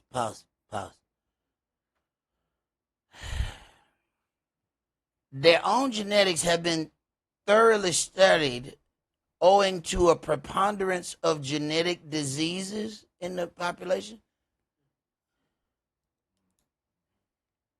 That deserves this whole line of discussion, but we're going to keep going. Go ahead. There are, however, genetic links between Ashkenazi Yehudims and ancient Palestinians. Stop. So now there's a genetic link between them and Palestine. Imagine that. The very place that you're invading that you say you are connected to. Well, here's the problem. If you're connected to it, then what are the Palestinians then? Go ahead. As well as to North Africa. Here we go. Once again, Israel moved. Israel keeps moving back to North Africa whenever the discussion becomes DNA. That is interesting. Go ahead. He says, in addition, there are very few Turkic origins to be found in Yiddish, while there are extensive Latin origins in Yiddish, further boosting evidence of broader Jewish migration to Europe and decreasing the likelihood of mass migration from Turkey. So then they are giving their examples, but then there's one that says, take a look at a map. Even if the Khazars had converted, they would not have dragged themselves to Poland. It is far away and cold in the winter. Let's go to Lamentations chapter 1.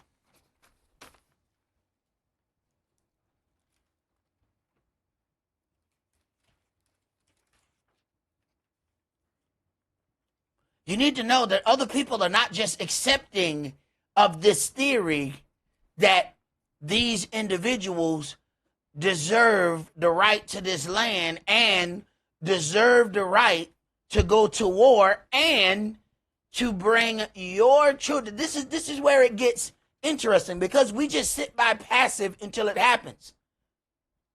When they come and get your sons and pull them out of your house for a draft, now we want to get interested. Why are you interested now? You sat passive and did nothing the whole time. Watch your son go to die. It wasn't interesting to you then. Now all of a sudden we want to pay attention when they have us learning how to crawl on our stomach with a rifle under a barbed wire fence. Now you want to pay attention.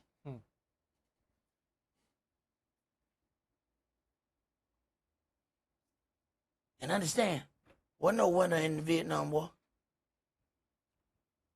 Man, people came home. The people who did live, they weren't right mentally. had Uncle Thomas did 2 tours of duty in Vietnam.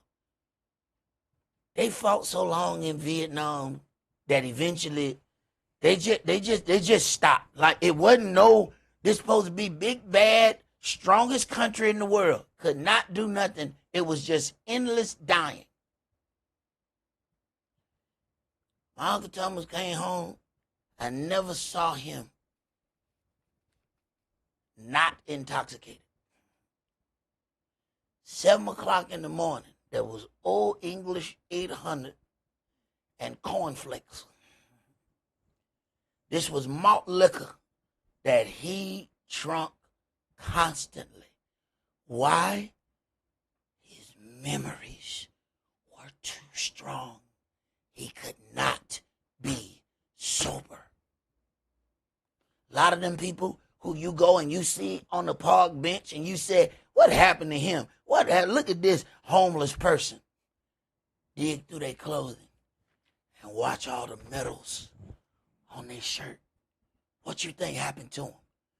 They went to war, and a shell of them is what came back. Their body came back, but their mind and their heart did not return. All for a conflict that had absolutely nothing to do with them. So you got to understand something. We fight when Yahweh say we fight.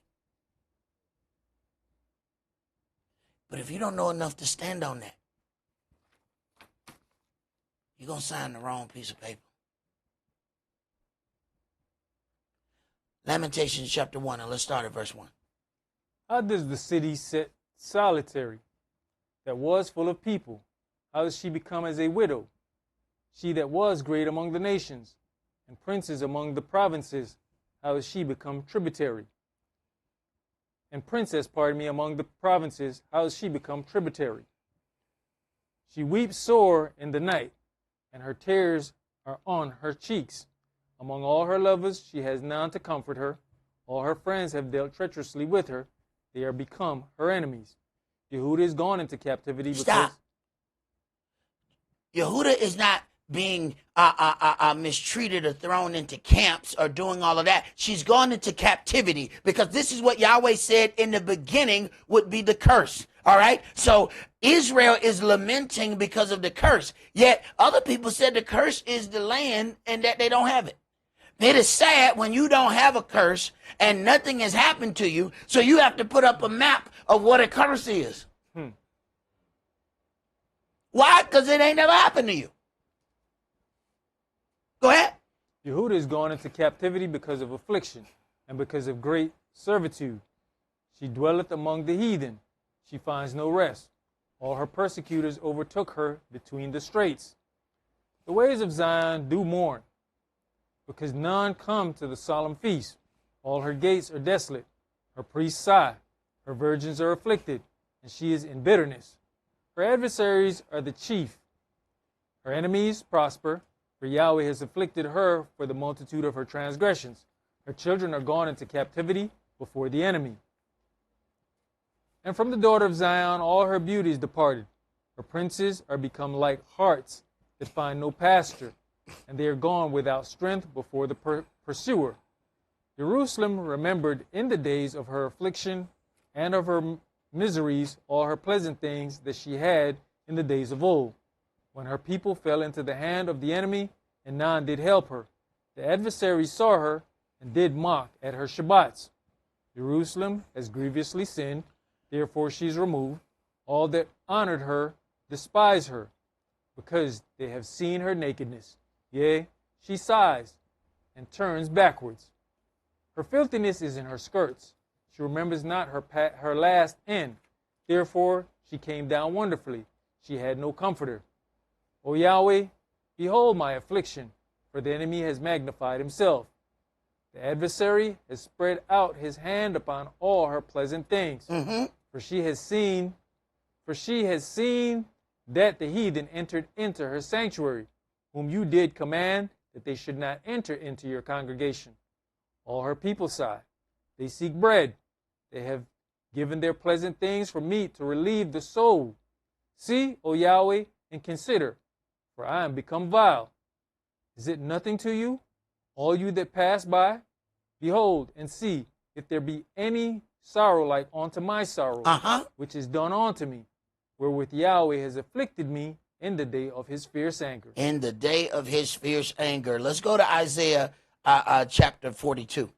And I received a message, coincidentally, that age of military recruitment was raised to 42.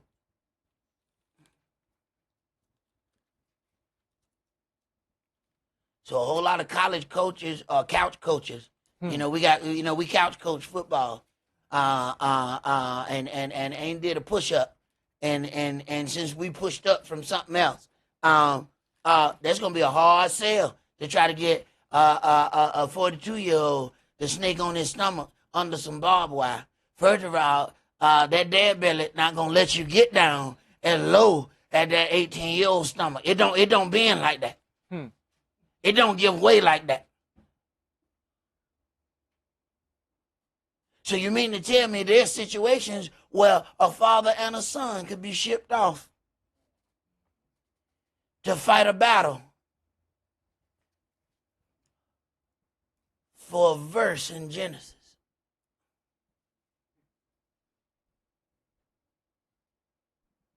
Right. Isaiah chapter 42, and let's read verses 5 through 9. Thus says Elohim, Yahweh, he that created the heavens and stretched them out, he that spread forth the earth and that which comes out of it, he that gives breath unto the people upon it, and spirit to them that walk therein.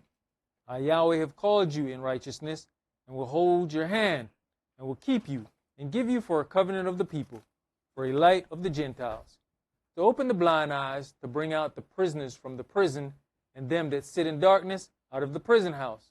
I am Yahweh, that is my name, and my glory will I not give to another. If he will not give his glory to another, then another nation is not going to be able to do this for Israel. Yahweh must do this for Israel. Israel won't get to start a conflict and then jump out of it and let another country fight that battle. Yahweh will not give his glory unto another. So the things that we're watching then, when we get ready to connect the dots, they don't sound like they're coming from Yahweh. They're coming from somewhere else. Go ahead. Neither my praise the graven images. Behold, the former things are come to pass, and new things do I declare. Before they spring forth, I tell you of them. Jump to verse 21. Yahweh is well pleased for his righteousness' sake. He will magnify the law and make it honorable. But this is a people robbed and spoiled. They are all of them snared in holes, and they are hid in prison houses. Wait a minute. If you open the prison houses, what kind of people do you see? Well, according to what we read, then that's going to be the same people who have that Y chromosome coming from Abram. Them the people he's talking about. So if we open those prison houses, you might see a lot of kufis, but them ain't them kind of people. See, these are people who have converted elsewhere for protection when they get to prison. He said, these people are the ones hid in those prison houses.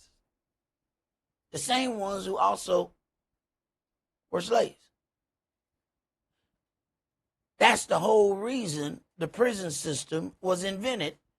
It was invented to recreate slavery after slavery was over. It only makes sense that they would be packed in the prison house because the prison was created for these newly freed slaves. Go ahead. They are for a prey and none delivers, for a spoil and none says, restore. Who among you will give ear to this? Who will hearken and hear for the time to come? Who gave Yaakov for a spoil and Israel to the robbers? Did not Yahweh, he against whom we have sinned? For they would not walk in his ways, neither were they obedient unto his law. Therefore he has poured upon him the fury of his anger and the strength of battle, and it has set him on fire round about, yet he knew not, and it burned him, yet he laid it not to heart. All right. I want you to jump to graphic number 29, and I want you to read this part here, because we're going to go back to part of what Tucker Carlson ended up having another part of this discussion, and there was something else that was mentioned. Go ahead. Tucker Carlson interviews U.S. Ambassador to Israel Mike Huckabee at Ben Gurion Airport in a podcast episode published on February 20th, 2026. Screenshot X. I don't think that's necessary anymore than it's necessary to genetically test Indians to make sure their ancestors are from India. Mm-hmm. D'Souza, who is Indian American, responded, remember, Yehudims maintained their tribal identity. Very little intermarriage. They didn't try to convert people as Christians did. Now, these are the statements that are being said to establish that you don't need to do it. He says it's not necessary to genetically test, just like you don't need to genetically test Indians to see if they are Indians. So it don't make no sense doing that. Remember, the Yehudim maintained their tribal identity. This is what's being stated. Very little intermarriage. They didn't try to convert people. Let's go to Nehemiah chapter 13. We're going to see if the Bible agrees with this statement.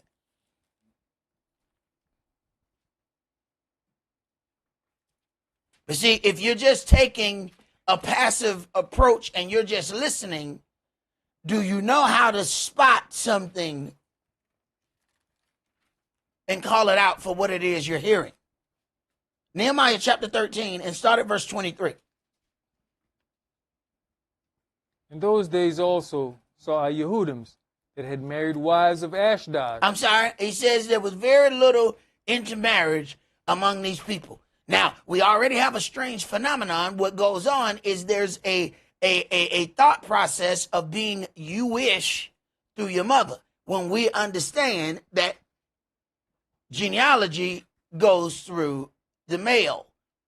The whole land part of who it belongs to goes through the male. Go ahead. Of Ammon and of Moab. And their children spake half in the speech of Ashdod and could not speak in the Yehudim's language. So not only was there intermarriage, but there was intermarriage to the point where they don't even speak the language anymore. But yet the claim is, don't do testing because this never happened. Wait a minute. You mean that we can go right in the book and refute that? It took us about a minute and a half to call this out. But how many people watched this interview but didn't know where to go to prove that that was a false statement? Go ahead. But according to the language of each people. And I contended with them, and cursed them, and smote certain of them, and plucked off their hair, and made them swear by Elohim, saying, you shall not give your daughters unto their sons, nor take their daughters unto your sons, or for yourselves. Did not Shlomo king of Israel sin by these things? Yet among many nations was there no king like him, who was beloved of his El. And Elohim made him king over all Israel. Nevertheless, even him did outlandish women cause to sin. Shall we then hearken unto you to do all this great evil? To transgress against our Elohim in marrying strange wives?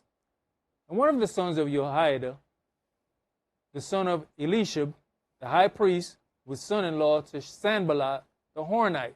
Therefore I chased him from me. Remember them, O my Elohim, because they have defiled the priesthood and the covenant of the priesthood and of the Levites.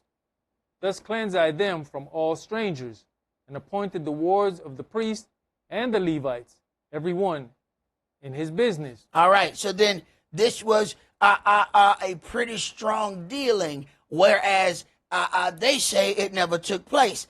In Hosea chapter 7 and verse 8, it says, Ephraim, he has mixed himself among the people. Ephraim is a cake not turned. A cake not turned is only cooked on one side. Let's go to Ezra chapter 10. We can easily find out that this statement is not valid. Ezra chapter 10, and let's start that at verse 1. Now when Ezra had prayed, and when he had confessed, weeping and casting himself down before the house of Elohim, there assembled unto him out of Israel a very great congregation of men and women and children, for the people were very sore. And Shechaniah the son of Yahael, one of the sons of Elam, answered and said unto Ezra, We have trespassed against our Elohim, and have taken strange wives of the people of the land. Yet now there is hope in Israel concerning this thing. Now therefore let us make a covenant with our Elohim to put away all the wives, and such as are born of them, according to the counsel of my master, and of those that tremble at the commandment of our Elohim, and let it be done according to the law. So then they will misappropriate what's is written in the word, so that there will not be any testing to figure out who they are and whether their claim is legitimate.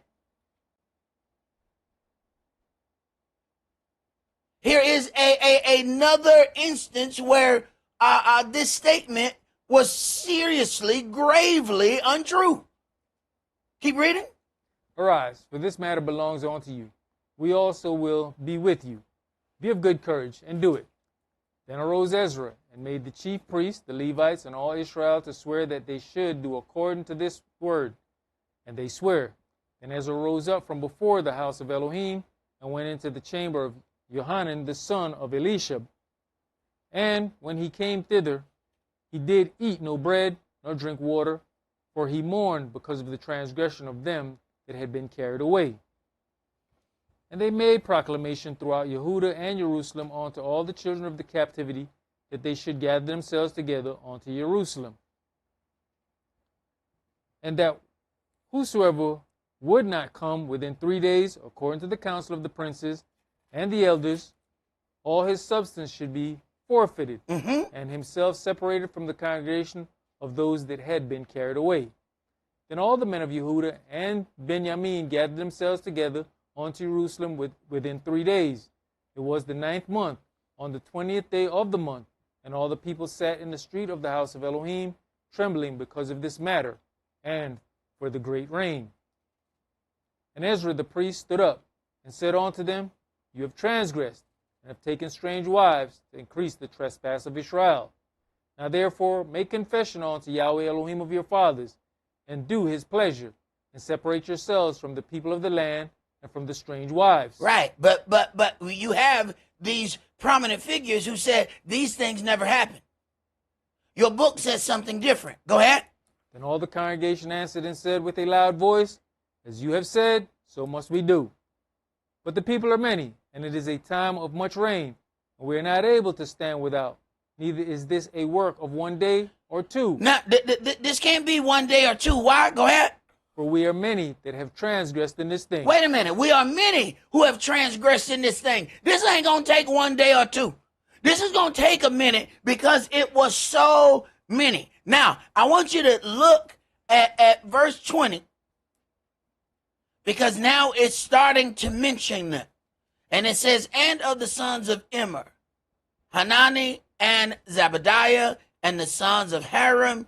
All right. And we go on, so on and so on and so on. I want you to glance going all the way down. Look at all those names. Then I want you to jump to verse 43. Of the sons of Nebo, Yeiel, Mattathiah, Zabad, Zabina, Yedeu, and Yoel, Benaiah. All right. So all of those from 20 to 43. Now read verse 44. All these had taken strange wives. Yet they claim it ain't never happened.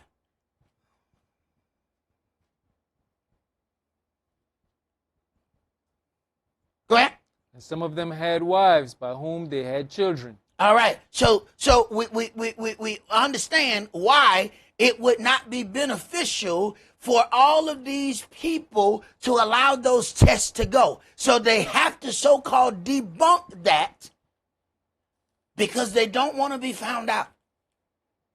And they get us by telling us, look, that's some old biblical stuff. You need to stay out of it. No. This is your deed to the land here. I want to go, let's go to Judges chapter 12. And I think we're going to stop right there. Judges chapter 12.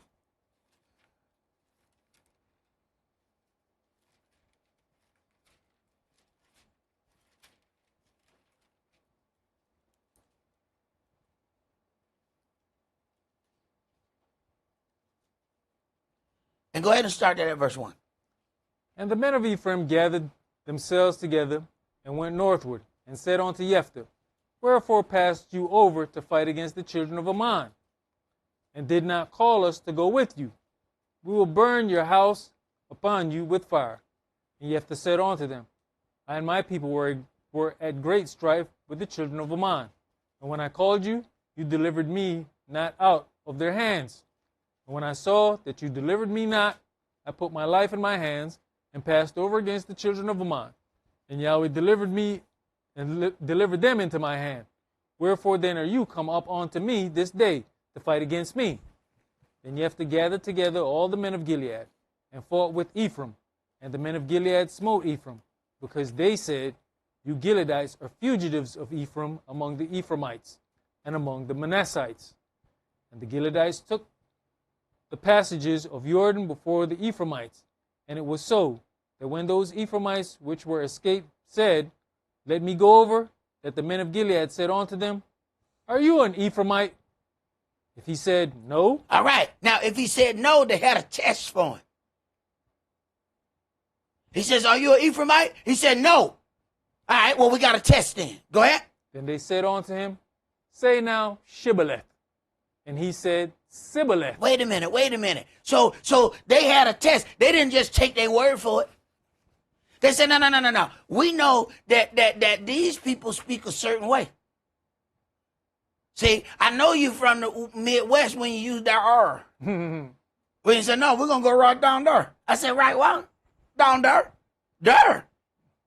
Okay, they're going down there. Okay, you can hear how people use words and know which part of the land they come from. Wait a minute. They didn't just take their word. They said, say Shibboleth. Go ahead. For he could not frame to pronounce it right. Then they took him and slew him at the passages of Jordan. And there fell at that time of the Ephraimites 42,000. Jephthah judged Israel 6 years.